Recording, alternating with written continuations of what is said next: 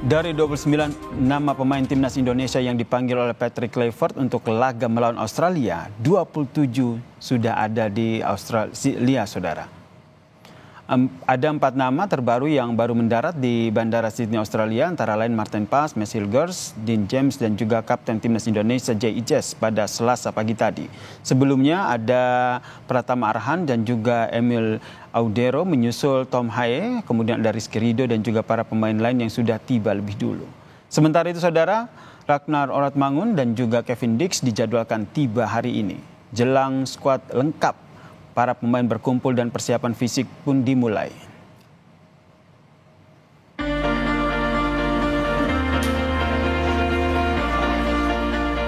Rombongan pemain timnas telah tiba di Sydney, Australia jelang laga melawan tuan rumah di kualifikasi Piala Dunia 2026 zona Asia.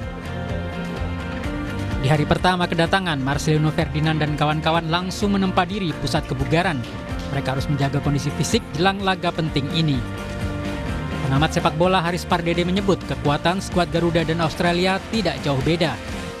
Namun menurutnya pelatih Patrick Kluivert tidak akan langsung menerapkan total football. Saya rasa nggak terlalu vulgar lah, dan ini pun ini pun juga menjadi rekomendasi ataupun standing point dari beberapa pelaku sepak bola. Salah satunya dari Bjorn Raven. Ini berkali-kali saya katakan, ini ayahnya Jens Raven yang pernah berbincang dengan saya. Dia juga tidak yakin kita akan bermain total football, tapi mungkin lebih agresif. Iya, kira-kira seperti itu. Laga yang akan digelar di Stadion Allianz menjadi penting bagi kedua negara. Saat ini Indonesia menduduki peringkat ketiga klasemen sementara grup C dengan total 6 poin. Mereka tertinggal 1 poin dari Australia yang berada di posisi kedua dan 10 poin dari Jepang yang memimpin klasemen. Tim Liputan Kompas TV. Indonesia akan tandang menghadapi Australia dalam lanjutan kualifikasi Piala Dunia 2026. Lalu bagaimana peluang dan membaca peta kekuatan kedua tim? Kita bahas bersama dengan pengamat sepak bola Binder Sik yang telah bergabung bersama kami di Kompas Petang. Salam petang, Bung Binder. Ya, salam petang, Mas Yasir. Ini menarik untuk kita melihat bagaimana peta kekuatan dari Indonesia maupun Australia nih. Saya membukanya dengan kalau kita lihat yang paling jadi sorotan adalah tentu kiper nih. Kiper kita ada Martin Paes dari Indonesia, kemudian kalau di Australia itu ada Matt Ryan ini yang juga kalau lihat track recordnya di Piala Dunia sebelumnya juga sudah mumpuni begitu. Anda membacanya seperti apa? Iya, kalau soal Matt Ryan, dia memang kan lebih berpengalaman ya di pentas event internasional seperti Piala Dunia. Tapi di sisi lain Martin Paes ini kan juga adalah salah satu kiper yang performanya sangat impresif ya di MLS atau di Liga Amerika Serikat. Bahkan sebelumnya dia juga terpilih sebagai salah satu pemain yang masuk di MLS All-Star Team. Jadi jika memang Matt Ryan ini nanti diturunkan di pertandingan pada tanggal 20 Maret, ya artinya dia memang dipilih berdasarkan pengalamannya juga ya, karena memang dia adalah penjaga gawang yang juga dikenal memiliki kemampuan untuk reading the game ya, untuk membaca serangan dari para pemain tim lawan. Sedangkan Martin Paes selain juga reading the game-nya bagus, ya itu telah terbukti dengan beberapa saves yang dia lakukan di beberapa pertandingan round 3. Tapi Martin Paes juga adalah kiper yang bisa build up.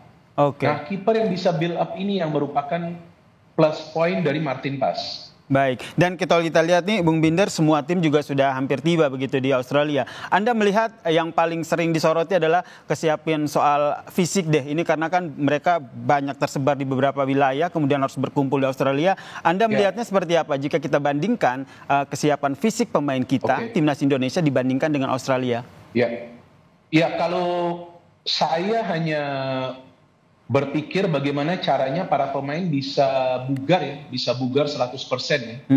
Nanti pada tanggal 20 Maret ya, karena mereka kan menjalani perjalanan yang cukup jauh ya. Ada yang datang dari Jepang, ada yang datang dari Amerika Serikat, ada juga yang datang dari beberapa negara di Eropa. Jadi yang paling penting ini kalau soal latihan fisik adalah recovery, adalah pemulihan. Jadi kalaupun ada latihan fisik, saya tidak yakin latihan fisik itu adalah latihan fisik yang keras ya. Karena kan ada juga jet lag ya yang dialami oleh para pemain. Jadi jika dikasih latihan fisik keras ya, saya pikir itu juga nanti bisa mempengaruhi kesiapan dari para pemain. Tapi kemungkinan latihan fisik itu adalah latihan fisik yang ringan, sekalian recovery program, agar para pemain itu bisa siap nanti tampil pada tanggal 20 Maret. Karena ini yang menjadi salah satu fokus dari Patrick Kluivert ya. Ya. Kalau kita berbicara, tentu yang kita nantikan adalah kira-kira apa nih jurus dari Kluivert dalam merebut poin di Australia. Salah satunya mungkin terkait dengan kapten kita, Jay Jazz. Apakah menurut Anda bakal dipercaya lagi menjadi kapten? Iya, pasti akan dipercaya tetap Jazz. Ya, karena dia kan skill leadershipnya sudah terbukti. Dia juga adalah pemain yang bisa mengorganisir permainan di lini pertahanan, dan dia adalah pemain yang bermain di Serie A ya. Sebelumnya memang dia bermain di Serie B bersama Venezia, dan bagi pemain-pemain yang dipercaya sebagai starter di Liga Italia, apakah itu Serie A atau Serie B, di posisi defender, itu adalah pemain-pemain yang memang bisa bermain secara rapi di lini pertahanan. Artinya pemain-pemain yang jarang sekali melakukan kesalahan. Mungkin kalau ada kesalahan pun mungkin 1 atau 2 kali lah sepanjang musim gitu. Karena di Italia itu kan yang dipentingkan adalah pemain yang bisa bermain rapi di pertahanan. Jadi saya pikir tetap JHS yang akan diberikan bantuan. Masih diberikan kepercayaan begitu ya Bung ya? Masih diberikan kepercayaan Bung untuk menjadi kapten. Kemudian ya, kalau dari kiper timnas sebelumnya kan kalau kita lihat ada Martin Paes, tapi ini kan ada yang baru yaitu Emil Audero. Nah, posisinya nanti akan seperti apa yang Anda lihat? Langsung menurunkan Martin Paes atau ditahan dulu deh? Saya yakin Patrick Kluivert tidak akan mengambil resiko untuk pertandingan pertama dia ya, sebagai pelatih timnas Indonesia. Saya yakin dia akan tetap memilih Martin Paes, dengan catatan Martin Paes ini memang fit ya. Artinya siap tampil, maka saya yakin dia akan pilih Martin Paes. Kalau bagi Emil Audero, ini adalah pengalaman baru bagi dia belum juga bertemu rekan-rekan yang lain.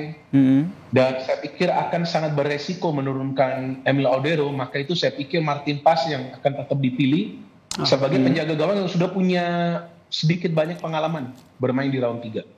Termasuk menantikan kira-kira siapa aja ya line up penyerang yang nanti akan diturunkan oleh Patrick Kluivert. Kita nantikan bersama Bung Binder nih bagaimana jurus dari Patrick Kluivert meramu timnas Indonesia untuk mengalahkan Australia. Harapan kita bersama. Terima kasih Bung Binder Singh telah memberikan perspektifnya di Kompas Petang. Salam sehat. Ya, salam sehat juga.